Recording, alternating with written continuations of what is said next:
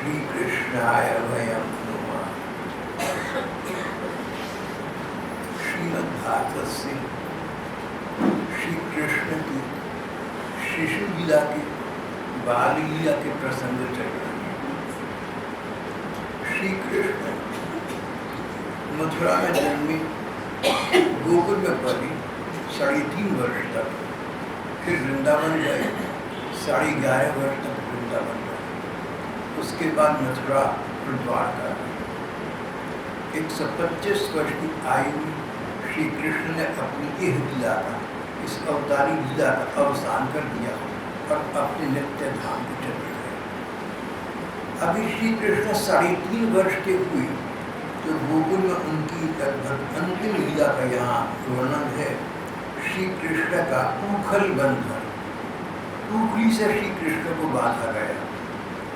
श्री कृष्ण का उखल एकदा गृहदासीषु यशोदानंद गेहिनी कर्मांतर नियुक्तासु निर्वपंथ स्वयं। एक समय की बात है,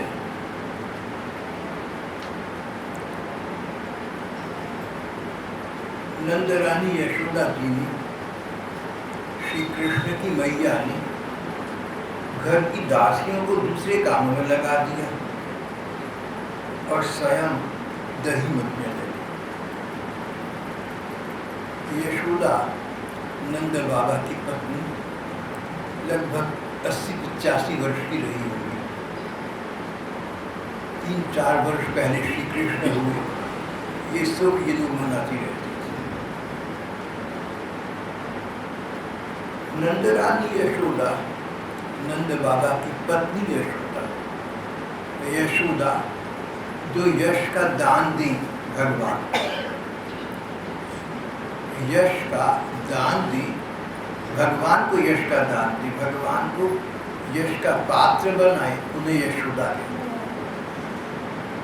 यशोदा जी ने श्री कृष्ण को उखल से बांधा। सारे संसार के परमात्मा, सारे संसार के बंधन से सबको छुड़ाने वाले उन परमेश्वर परमात्मा को,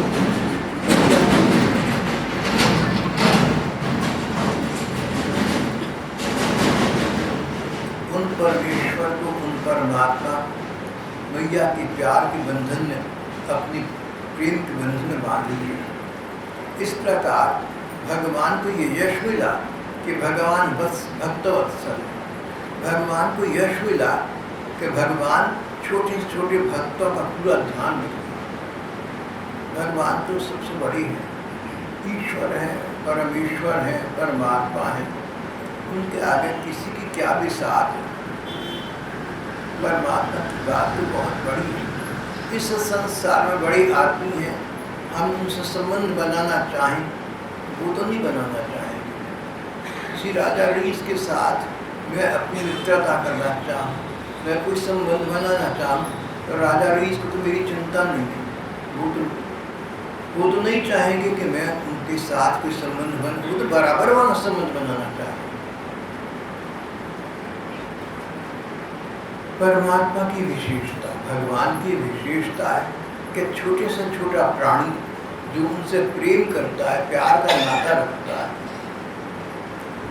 उसके प्रेम के बंधन को भगवान निभाते हैं, निर्वाह करते हैं। जो संबंध हम, जो प्रेम का संबंध हम भगवान से बनाएंगे, उस संबंध को भगवान स्वीकार करेंगे।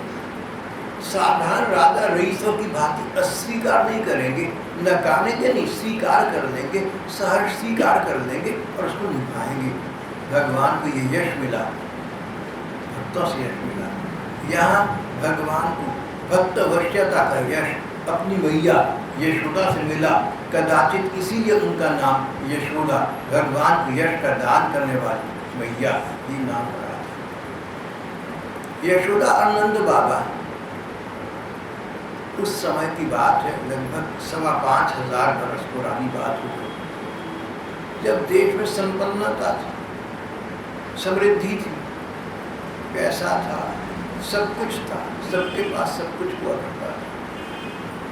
ऐसी स्थिति में नंद बाबा के पास न पैसे की कमी थी, न प्रीति की कमी थी। घर में सेवक सेविकाओं की संख्या अनंत थी, दासियों की संख्या अनंत थी। यशोदा जी की सेवा में सैकड़ों सहस्त्रों दासियां रहती। ये सुनकर आश्चर्य होता है। नंद रानी की, यशोदा जी की सेवा में सैकड़ों सहस्त्रों दासियां थी, क्या करती होंगी वो? हम छोटे थे तो जिनने मुझे जन्म दिया, मेरी जन्मदात्री माँ कहती थी उनके घर में, उनके पिता के घर में, उनके पास याद नहीं आ रहा 14 दासियां थी।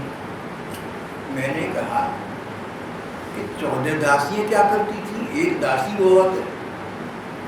कहने के अरे कितने काम करने होंगे, तुम बच्चे क्या समझो, तुम्हें तो पैसे का पता ही नहीं है बड़प्पन का। ठीक है, मेरी बात अच्छा ये जानना चाहता हूँ कि वो 14 दासियां आपके क्या काम करती थी? अरे खाना खाने के बाद कोई हाथ धुलाए, कोई हाथों में साबुन लगाए, तौलिया लाके कोई मेरे हाथ पूछे। ये हालत है, कम से कम ये हालत थी। तो अगर आपके भाई साहब की माँ की 14 दासियाँ हो सकती थी, आज से लगभग 100 वर्ष पुरानी ये बात हो गई होगी, तो नंद गेहिनी यशोदा जी की सैकड़ों सहस्त्रों दासियाँ हो, मुझे तो कोई आश्चर्य नहीं। दासियाँ कुछ न करें तो भी दासियाँ तो हैं। यशोदा जी छोटे बड़े सभी कामों के लिए इन दासियों की नियुक्ति कर दिया करती थी। ये दासियाँ साधारण नहीं थी, ये सेविकाएं साधारण सेविकाएं नहीं थी। इनका और इनकी स्वामिनी यशोदा जी का प्यार करना आता था, स्नेह करना था। यशोदा जी ने इन्हें कभी सेविका, नौकरानी ऐसा नहीं समझा, तनख्वाह पेशा मुलाजिम नहीं समझा, वेतन भोगी सेवक नहीं समझा, सखी समझा, बेटी समझा, बहन समझा। इस प्रकार का प्यार यशोदा जी ने उन सेविकाओं की परम स्वामिनी होने के बावजूद उन्हें दिया। परिणाम ये कि सेविकाएं यशोदा जी को स्वामी भी मानती, माँ भी मानती, बहन भी मानती, न जाने क्या क्या मानती थी। भाव एक उनके सारे काम आपस में हो रहे थे, सेविका स्वामी जी के संबंध से कम और प्यार से रहा। इस बात को मैं तो समझ सकता हूँ। हमारे यहाँ जो बहन बर्तन मांजने इत्यादि के काम करती है यहाँ पर गंभीरा में, हम लोग उनको मौसी कहते हैं। और उनका व्यवहार मौसियों वाला है। मैंने देखा एक बार कि उनके मांजने के बर्तन बहुत हो जाते हैं, तो मैंने मन में सोचा कि अच्छा नहीं लगता। मैंने चुपचाप अपने बर्तन, एक कटोरी, एक प्याली, एक चमचा, एक गिलास जो भी था, चाय के बर्तन, दूध के बर्तन, मैंने चुपचाप पानी में से निकाल कर या मांझ कर एक तरफ रखने शुरू कर दी। 3-4 दिन के बाद हमारी वो मौसी यहाँ की बहनों से कहने लगी कि बर्तन कम होते हैं, क्या बात। फिर स्वयं बोली भाई साहब के बर्तन कम होते हैं। उसको इतना पता है भाई साहब के बर्तन कम होते हैं। फिर बोली कहीं भाई साहब मान के तो नहीं रख देते, ये सोच के कि मौसी को काम करना पड़ता है। देखिए सब में समझ है, सब में प्यार की अकल सब है। Love is language that all understand. तो आखिर भेद खुल गया। तो वो मौसी यहाँ की बहनों के सामने आकर इनसे कहने लगी कि मुझे ये अच्छा नहीं लगा, मुझे तो रोना आ रहा है। इन्होंने कहा भैया भाई सब से सब डरती हैं, जो कह दिया बस कह दिया। तो हम तो कुछ नहीं कह सकते हैं। मौसी तू न कहता, तू जाकर कह दी। बोली मैं तो कहूँगी नहीं, कैसे कहूँगी, मैं नहीं डरती, मेरा तो भाई है। कभी यहाँ पर फ़ोन बजते हैं ना, बहन भाई ना हो और वो मौसी फ़ोन उठाए तो लोग पूछते हैं कौन बोल रहा है, भाई सब की बहन बोल रही है। स्पष्ट खत्म बात। मैंने कहा वो ठीक कहती है बहन। वो मौसी मेरे सामने आकर खड़ी हुई, मैं हंस पड़ा। मैंने कहा मौसी कैसे आना हुआ? मैं हंस रहा था, वो रो पड़ी, आंसुओं से आंसू बहाती रही, कुछ एक अक्षर भी नहीं बोली, बस नीर विसर्जन करती रही, बड़ी आंसू बहा। सब समझ गया।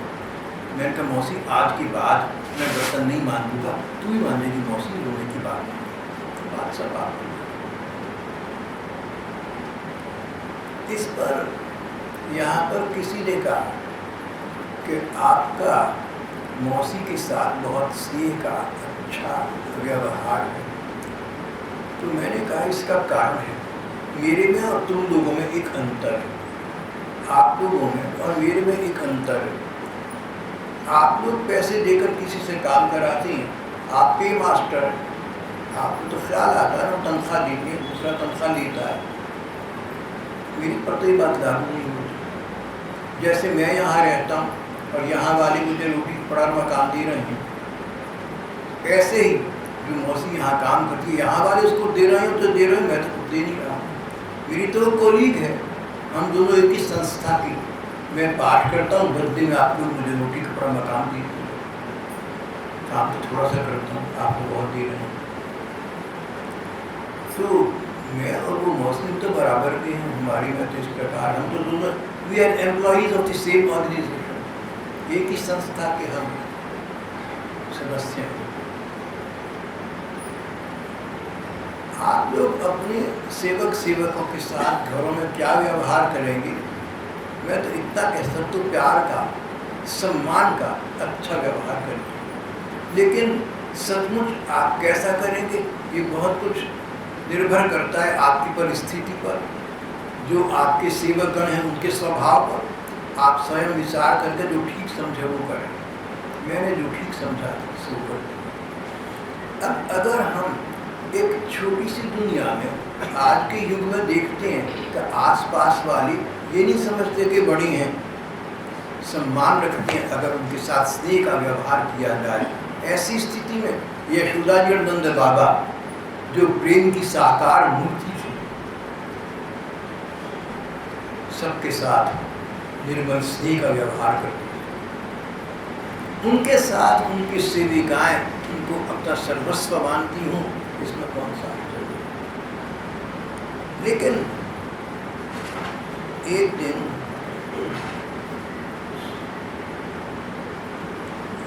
जब यशोदा जी दही का मंथन करती, दही मथती, माखन निकाल देती, नंद बाबा के पास गायों की संख्या अनंत, बाबा मैया के पास गैयों की संख्या अनंत थी, अपार थी। सर्वोत्तम श्रेणी की गाय पद्मगंधा कहलाती, पद्मगंधा कमल की सी सुगंध जिसके शरीर से आती है, जिसके गोबर तक से सुगंध आती है। पद्मगंधा गायें आजकल तो कदाचित होती नहीं होगी, तब भी बहुत कम होती। मैया बाबा ने पद्मगंधा गाय विशेष रखी हुई थी, जिनका दूध ही श्री कृष्ण के लिए तैयार किया जाता, उबाला जाता, मक्खन निकाला जाता, दिया जाता। श्री कृष्ण के अपने 3.5 बरस के इस नन्हे से शिशु के सारे काम मैया अपने हाथ से करते, जिसके साथ हमारा प्यार का नाता होता है, उसके साथ हम उसके काम फिर हम स्वयं करना चाहते हैं। जिसके साथ प्यार का नाता है उसके काम अपने हाथ से करना चाहते हैं, उसमें हमें सुख मिलता है। और कई बार ये भी आशंका हो जाती है कि हम दूसरों पर छोड़ दें, कदाचित वो इतना अच्छा काम इतनी सतर्कता से न कर सके जितना हम कर सक रहे हैं। मैया कन्हैया के सारे काम स्वयं करती थी। पद्मगंधा गाय का दूध उबालना, उसे मथना, मक्खन निकालना। नंदरानी यशोदा ने एकदा गृहदासीषु यशोदानंद गेहि कर्मांतर नेता तो निर्ममंत स्वयं दर्शी। एक समय की बात है, एक समय की बात है, नंदरानी यशोदा ने घर की दासियों को तो दूसरे कामों में लगा दिया और स्वयं अपने लाला को मक्खन खिलाने के लिए दही मथने लगी। दही मथते समय मैया की, यशोदा माँ की क्या स्थिति थी, ग्रंथकारों ने इसका बड़ा सुंदर वर्णन किया है और हमारे लिए वो प्रेरक भी है, शिक्षा परक भी है। यशोदा मैया तन से, हाथों से दही मथ रही, वचन से, मुंह से श्री कृष्ण की लीलाओं का धीरे धीरे गान कर रही, गुनगुना रही थी श्री कृष्ण की लीला के संबंध में। और जहाँ तन था, जहाँ वचन था, मन भी वहीं पर था। तन और वचन एक में हो सो तो अच्छी बात है, पर मन से हो तो सर्वोत्तम बात है। और भगवान तो मन की बात जानती हैं। तुम्हारा तन, तुम्हारा धन, तुम्हारा वचन कदाचित श्री भगवान के पक्ष में न भी हो, केवल मन हो तो भगवान अंतर्यामी तुम्हारी मन को जानते पहचानते हैं, भावग्राही हैं, वो उसी का फल प्रदान कर देते हैं। सर्वोत्तम पक्ष, आदर्श पक्ष तो यही है कि हमारे तन, मन, वचन, कोई कहते धन, तन, मन, धन और वचन सब श्री भगवान के प्रति समर्पित हो जाए। तन और वचन, बहुत से विद्वान तन और वचन को एक मानते हैं कि वो वचन जो भाषा से बोले तन का अंग हो गया। मन और धन, धन हमारा सब कुछ है।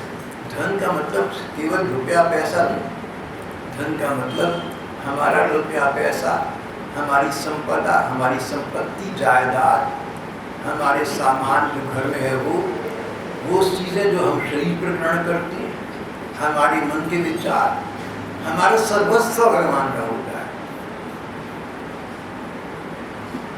सर्वस्व समर्पण ही समर्पण है। यो हम ममासि यत्किंचित् इह लोके परत्र च तत्सर्वं भवतो हृदय च मेषु समर्पयामि।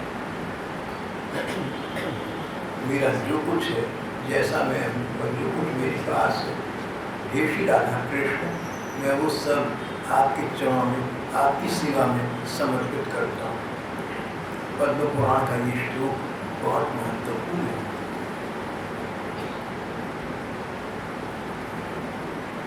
तो यशोदा जी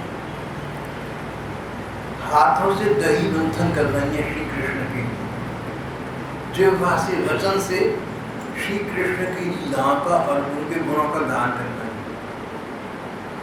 उनका धन तो जो है ही श्री कृष्ण का। जैसे आपका धन है तो आपके बच्चों की, और सर्वोपरि बात मन, उनका मन भी तो श्री कृष्ण की सुंदरता में, उनके चंचल लीलाओं में, उनके ध्यान में लगा हुआ है। तन, मन, धन, वचन, सर्वस्व श्री कृष्ण में केंद्रीभूत हो गया, उनको प्रति समर्पित हो गया। जब मन, तन, वचन तीनों का भगवान के साथ संयोग हो जाता है तो बिना बुलाए भी भगवान इस भक्त के द्वार पर स्वयं आ जाते हैं। कदाचित ये शिक्षा देने के लिए श्री कृष्ण ने लीला की, देखा माता तन, मन, धन, वचन सब मुझ पर लगा हुआ, माँ देह ये को भूल गए, संसार को भूल गए, सभी को भूल गए, याद रह गए केवल कृष्ण। भगवान ने देखा माँ सब प्रकार से तन, मन, धन से मेरे से संयुक्त हो रही है, तो बिना माँ के बुलाए माँ के पास चली। अगर हमारी तन, मन और वचन भगवान के अनुकूल, तन शरीर से जो कर्म करनी है ना, अब ये तो नहीं कह सकते कि राजा अम्बरीश की तरह से 24 घंटे भगवान की सेवा में होंगे। ऐसा तो ना युग है, ना हम लोगों की सामर्थ्य शक्ति है। लेकिन इतना तो कर सकते हैं कि हमारे शरीर के अंग हैं, इनका मुख्य भाग श्री भगवान के प्रति संबंधित और उनसे समर्पित। दिन में खाना खाते हैं जब, तो हम खाना खाने से पहले भगवान को भोग लगाएं, ये तो कर ही सकते हैं। अगर भगवान को हम फूल समर्पित करते हैं, किसी बात बगीचे में चढ़कर जाते हैं पाँव से, इसलिए कि भगवान को फूल अर्पण करनी है, भगवान के लिए कोई वस्तु देनी है, ये पाँव भगवान की सेवा में चले हैं, चरणों की गति धन्य हो। हाथों से भगवान को फूल चढ़ाए, दीप दान किया, भगवान के प्रति अन्य कुछ विधान किया, भोग लगाया, ये सब कुछ जो हमने किया भगवान का के प्रति अपने शरीर का, अपने हाथों का प्रयोग किया।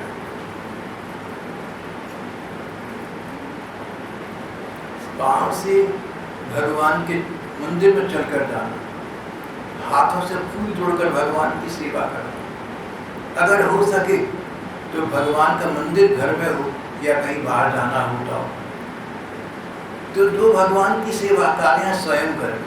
झाड़ू बुहारू का काम राजा अम्बरीश सारे संसार के एक छत्र अधिपति थे, भगवान की सेवा के लिए झाड़ू बुहारू का काम भी स्वयं करते थे, अन्य सेवकों को अन्य कामों में लगाती थी।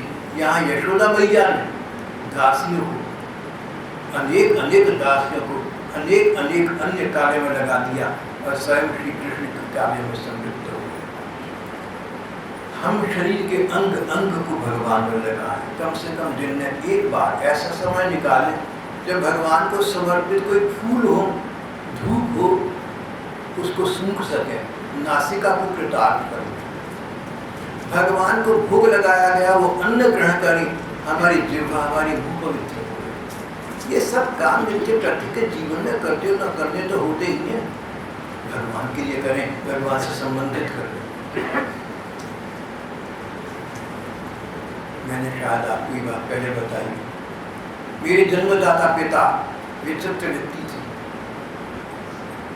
ठाकुर जी का कमरा था, उसमें चमड़ा जूते आदि लाने की इजाजत नहीं थी, बड़ा पक्का उनका अनुशासन था। जब वो बाजार से जाकर चमड़े के खास बूट खरीद कर लाते, बड़े फैशनेबल थे के जमाने के, तो दरवाजे पर खड़े होकर ठाकुर जी को दो बूट दिखाया करते। तो माँ कहती, अजी तुम्हारी अकल को क्या पत्थर पड़ गए, चमड़े के जूते अंदर डाले, ठाकुर जी को चमड़ा दिखा रहे। हंस गया, अरे भगवान तुझे क्या पता इन बातों, देखो अभी तक चमड़े इसका जूते का हमने इस्तेमाल तो करा, नई ताज़ी है, अंदर कमरे के लाया। मगर ठाकुर जी को मेरे से प्यार है, वो मेरी हर चीज़ देखना चाहती हैं, वो मेरे जूते भी देखना चाहती हैं, मैं उनको जूते दिखाना चाहता हूँ, उनकी दृष्टि पड़ जाएगी तो मेरे पाँव मेरे जूते सफल हो जाएंगे। भावना की बातें हैं, इनको साथ व्यवहार में तर्क कर कसौटी पर मत कसने लगना।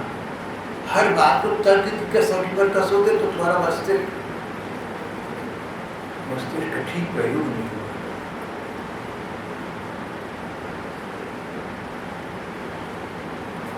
जब हम बच्चे 7-8 बच्चे थे, उनके पिताजी की संतान, अच्छे बच्चे तो सभी थे, अच्छे थे, लेकिन आपके भाई सब जरा नालायक प्रकार के थे। तो कभी पास फेल होने का तो अवसर नहीं आया कि हम पढ़ाई कभी नहीं ज्वाइन किया, लेकिन हाँ जो बात आपसे कर रहा था उस पर आ रहा हूँ। अगर कभी कोई बच्चा अचानक किसी स्कूल की जमात में फेल हो जाता तो हमारे पिताजी भोग लगाया करते, तो दादी कहती, अरे तेरी अकल को क्या हो गया, बच्चा फेल गया तो खुशी मना रहा है। पिताजी मुस्कुरा देती, कहते थे बीबी तू क्या जाने प्रेम की बात है, हर साल बच्चे पास होते हैं और हम भोग लगाते हैं, इसलिए कि पास होने में भगवान ने बच्चों का भला देखा है। आज एक बच्चा फेल हो गया, भगवान ने इसको भला नहीं देखा, बच्चे के फेल होने में परिवार का भला है भगवान ने देखा, इसलिए बच्चे को फेल होने दिया, वरना सर्वसमर्थ प्यारे ठाकुर बच्चे को पास करते थे। बच्चे पर भरोसा रखना दादी, हमारी दादी से पिताजी कहते थे, बीवी कहते थे, बीवी भगवान पर भरोसा रखना। बेटा माँ को सिखाता, कटोरी में कटोरा बेटा बाप से बोलता। हमें ये बात उनकी बहुत पसंद आया। फेल होने पर भगवान का भोग लगाना, भगवान से व्यापार न करो, पास हो जाए तब तक भोग लगाए, फेल हो जाए तो मुंह दास करके बैठ जाएंगे, मानो तो भगवान तुम्हारा मंगल करना भूल गए। उदाहरण, भगवान की सारी काम स्वयं करती थी, शरीर के अंग अंग संतुष्टि होने लगे। जैसे अभी आपसे कहा, इस युग में हम लोगों को भी जहाँ तक हो सके हर अंग का एक बार प्रयोग भगवान की सेवा में करना। एक बार तो हाथों से भगवान को फूल अर्पण करें, आरती उतारें, दीपदान करें, अगरबत्ती जलाएं, एक बार तो करें तो दिन में एक बार तो भोग लगाएं, हाथों से एक बार भगवान की सेवा करो, पाँव से एक बार भगवान के लिए चलकर कहीं जाओ, चाहे अपने घर में ठाकुर जी का चित्र टंगा हो वहां तक चलकर जाओ, पाँव की चाल धन्य हो। भगवान को जो समर्पित नैवेद्य है, माला इत्यादि, एक बार नाक से सुंगा, नासिका धन्य हो। भगवान पर दृष्टि डाली, भगवान के दर्शन किए, आंखें धन्य हो। इस प्रकार जितने अंग प्रत्यंग ठाकुर सेवा में दिन में एक बार भी काम आ सके, उतनी बार हम वैसा करें तो कम से कम अंग अंग तो धन्य हो गए, उतनी बार हमारा मन भी तो भगवान में गया, उतनी बार हमारा मन भी तो ठाकुर में गया। तन से भगवान की सेवा, वचन, भगवान के विषय में बातचीत करना, भगवान के पद गाना, भगवान के भजन गाना, भगवान की लीलाओं का वर्णन करना, घर में और घर के बाहर जहाँ हो सके भगवान के विषय में वार्ता करना, भगवान के विषय में वार्ता करके हम जिह्वा को पवित्र कर देते हैं। आप लोगों ने मुझे अवसर दिया हुआ है और तो मैं कुछ भजन पूजन करता नहीं, लेकिन आप लोगों के कारण से मेरी जिह्वा से भगवान का नाम निकलता, कम से कम जिह्वा तो पवित्र हो जाती।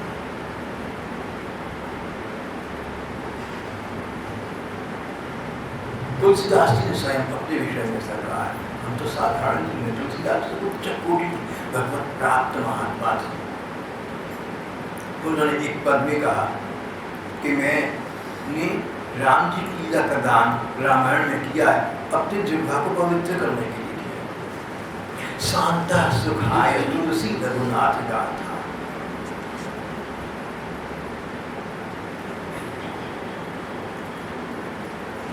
तन का प्रयोग भगवान के लिए, मन का प्रयोग भगवान के लिए, धन का प्रयोग, मन का तो सब परिवार हुई।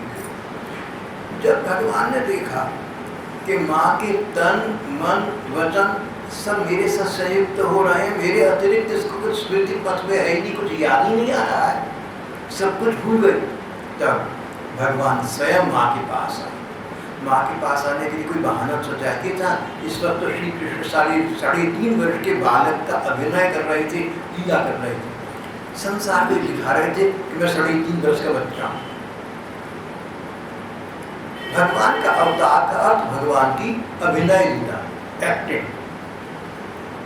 भगवान अवतार लेते हैं यानी भगवान एक्टर बनते हैं, भगवान अभिनय करते हैं, भगवान अभिनेता बनते हैं। अब अभिनेता का क्या, जैसा उसे जैसी भूमिका मिल गई वैसी भूमिका खेलने लगे।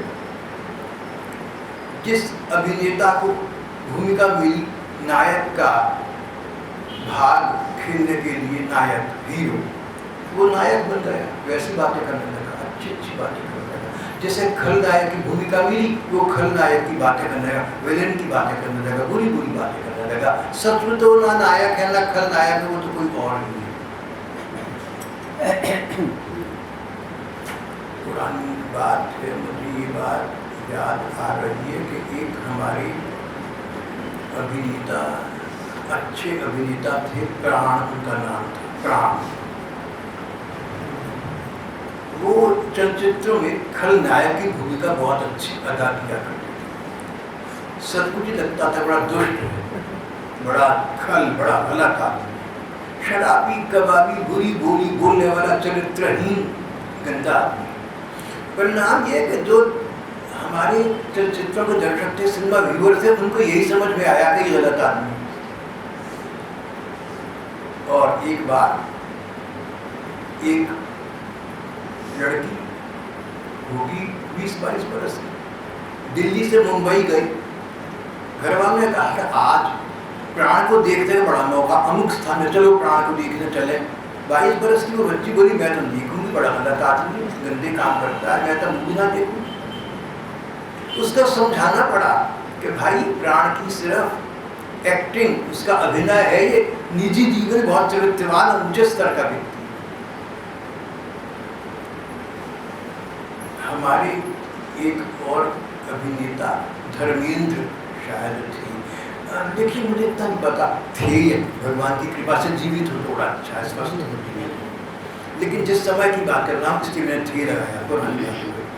तो धर्मेंद्र नाम के हमारे एक अच्छे अभिनेता थे और उन्होंने प्राण के विषय में उस बच्ची को समझाया कि ये तो बहुत अच्छा आदमी है, ये तो बहुत हाई कैरेक्टर का, उच्च चरित्र का व्यक्ति है। तब जाकर उस बच्ची को पता लगा भाग ये कि एक अभिनेता कहीं नायक है, कहीं खलनायक है। जैसी जहाँ भूमिका दी गई वैसा खेल खेल रहा है, सब कुछ वो वैसा नहीं है। भगवान की यही स्थिति है, सबसे बड़े नायक, सबसे बड़े अभिनेता भगवान है।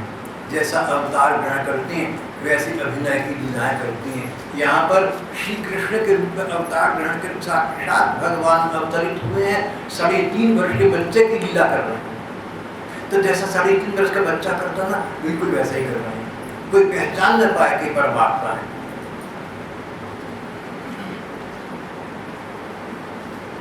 भगवान माँ के पास आइए देखकर कि माँ के तन मन वचन मेरे में एकीभूत हो गए। बहाना बनाया भूख का, भागे हुए माँ के पास आए, माँ के दही की मछानी पकड़ गई और उनकी गोद में चढ़कर बैठ गए। मछली से माँ को रोक दिया।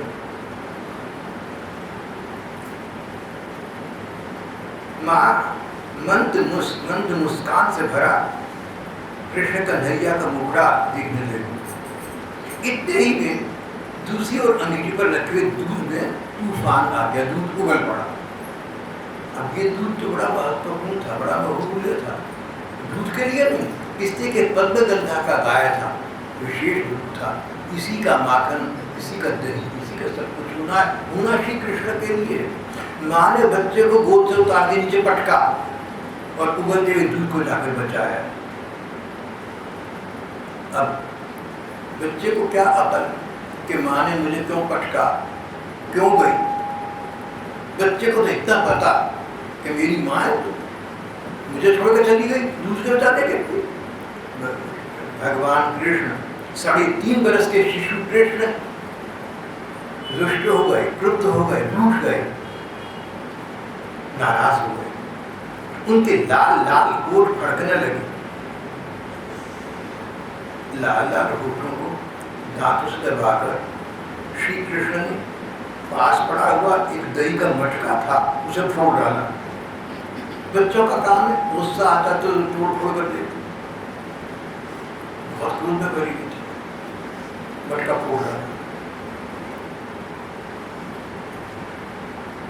दूसरे पास के स्थान में जाकर अकेले में बासी माखन खाने लगे। माँ पर तान तोड़ रहे थे, कहती माँ मेरी बासी माखन मुझे खाना पड़ गया है, मैं भूखा तेरी गोद में आया तो उतार के पटक दिया मुझे। भगवान की प्रेम उत्सवता है।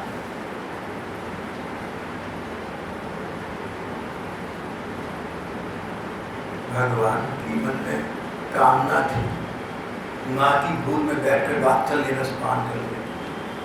कामना, काम, उसमें बाधा पड़ी, माँ ने बाधा डाली तो क्रोध आया।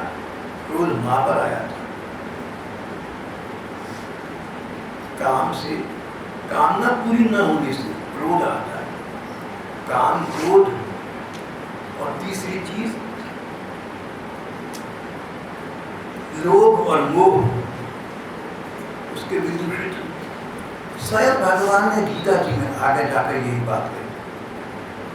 भगवान ने कहा संगात संजायते कामः। किसी चीज का सुख मिल जाए ना तुम्हें अचानक, किसी पड़ोसी के घर, किसी रिश्तेदार के घर, तो उस सुख की याद आती है, और जिस वस्तु से सुख मिला, जिस व्यक्ति से सुख मिला, उसके संग की कामना उत्पन्न हो जाती है। संगात संजायते कामः, कामात् क्रोधो भी जाते, और कामना पूरी न हो उसमें बाधा पड़े तो क्रोध आता है। क्रोधात् भवति सम्मोह, सम्मोहात् स्मृति विभ्रम, स्मृति भ्रंशात् बुद्धिनाशो, बुद्धिनाशात् भ्रंशति। व्यक्ति का विवेक चला, क्रोधी व्यक्ति का विवेक चला जाता है। क्रोधी व्यक्ति बहुत बड़ा मुंह फाड़ कर खोलता है, आंखें बंद कर देता है। An angry man shuts his eyes. An angry man opens his mouth very wide, but shuts his eyes. An angry man opens his mouth very wide, मुंह तो बहुत बड़ा खोलता है, but shuts his eyes. निगाहें, आंखें नीचे लेता है, ये ध्यान नहीं रहता कि बड़ी लोग सामने खड़ी है, मैं किसको क्या कहता हूँ। Anger is half madness. Anger is temporary madness. ये कुछ देर का पागलपन। कोई तुम्हारा अच्छा करे, बुरा करे, भला करे, कोई ईर्ष्या करे, द्वेष करे, संभवतः प्रयत्न होना चाहिए ये क्रोध का भूत अपने सिर पर सवार ना हो।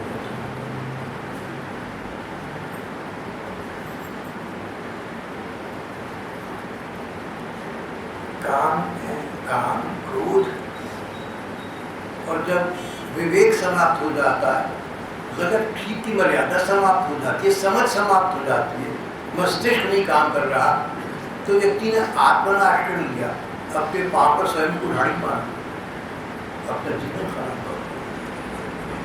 यहाँ पर कथाकार कहते हैं कि श्री कृष्ण के मन में माँ के संग से, माँ के संग की, माँ के गोद में आने की कामना जागी, कामना में बाधा पड़ी तो क्रोध जागा, क्रोध में अतृप्ति हुई तो अब उन्हें अगले विकार का आश्रय लेना हुआ दंभ, पाखंड।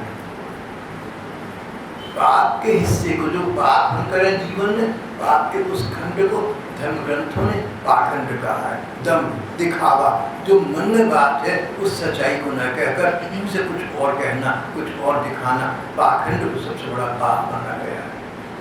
सन 1927 में गीता प्रेस गोरखपुर के संपादक भाई श्री हनुमान प्रसाद जी पोद्दार को आसाम की जसीडीह की पहाड़ियों में भगवान विष्णु के दर्शन हुए। 20 तरह के बीच में भगवान विष्णु संत की वार्तालाप, भाई जी के स्वर सुनाई पड़ रहे थे, भगवान का स्वर सबको सुनाई नहीं पड़ रहा।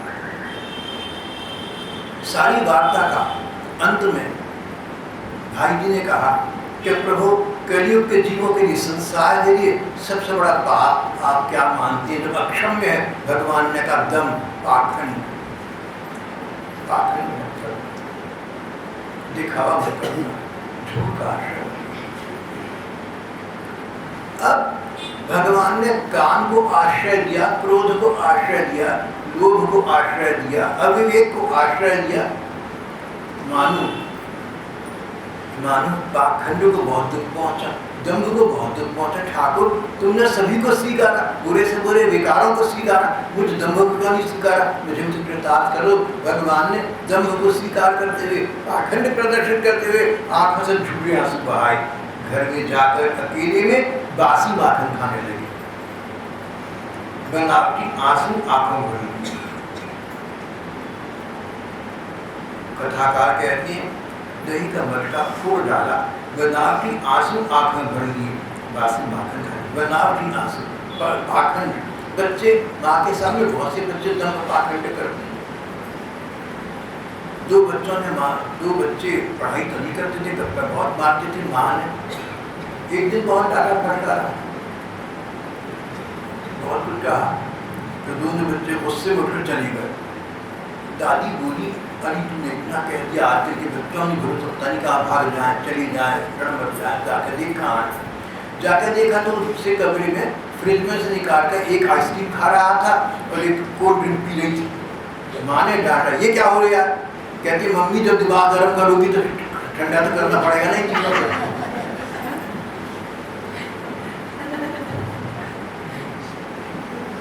भगवान ने आंखों में बनावटी आंसू भरे।